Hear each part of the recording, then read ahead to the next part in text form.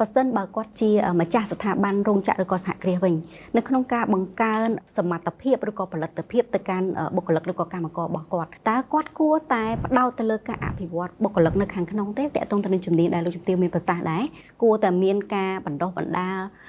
ជំនាញទាំងអស់នោះនៅក្នុងរោងចក្រស្ថាប័ននឹងផ្ទាល់ឬមួយក៏គួរតែព្យាយាមស្វែងរកអ្នកដែលគាត់មានជំនាញដើម្បីមកបំពេញកិច្ចការងារនឹងទៅវិញចា៎ពាក់ព័ន្ធនឹងចំណុចនេះខ្ញុំអាចនិយាយបានថាវាអាចមានអត្ថប្រយោជន៍ទាំងពីរចា៎ដោយសារទី1សម្រាប់បុគ្គលិកនៅក្នុងស្ថាប័នដើម្បីឲ្យគាត់អាចបណ្ដុះផ្នត់គំនិតឆ្លាញ់ស្ថាប័នឬក៏គាត់ដូចថាមើលសម្លឹងឃើញថានៅពេលដែលគាត់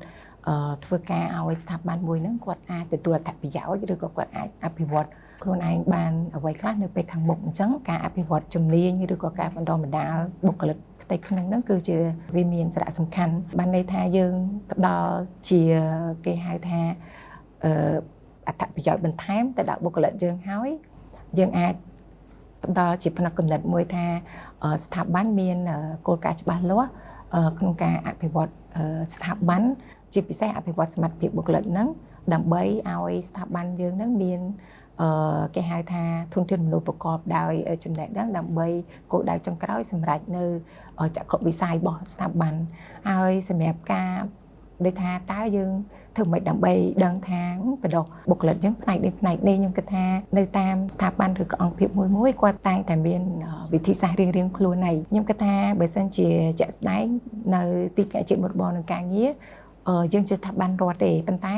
ក៏យើងនៅមានជាវិធីសាស្ត្រមួយបានន័យថាអាចជារៀងរាល់6ខែម្ដង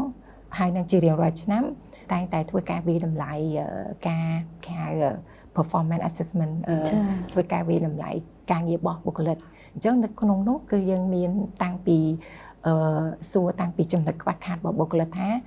គាត់មានចំណុចខ្វះខាតអីគេហើយត្រូវអភិវឌ្ឍសមត្ថភាពទៅលើផ្នែកអីគេអញ្ចឹងនៅពេលដែលយើងប្រមូលបានព័ត៌មានទាំងអស់ហ្នឹងមកយើងក៏អាចរៀបចំឬក៏គិតផែនការបណ្ដុះបណ្ដាលមួយចំនួនដើម្បីបំពេញសមត្ថភាពដែរហើយ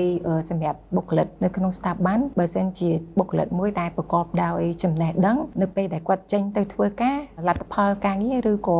គាត់ប្រស្រ័យតាក់ទងវាទៅតាមនឹងដែរចាប៉ុន្តែមួយទៀតយើងថាតើគួរអញ្ជើញអ្នកជំនាញមកពីខាងក្រៅខ្ញុំគិតថាអានេះក៏ល្អដែរព្រោះដោយសារពេលខ្លះបុគ្គលិកមិនថាស្ថាប័នមួយស្ថាប័នផ្សេងពេលខ្លះក៏គាត់ត្រូវការពីធាតុចូលពីអ្នកជំនាញខាងផ្នែកផ្សេងដែរដើម្បីគាត់អាចយកមកថ្លឹងថ្លែងថា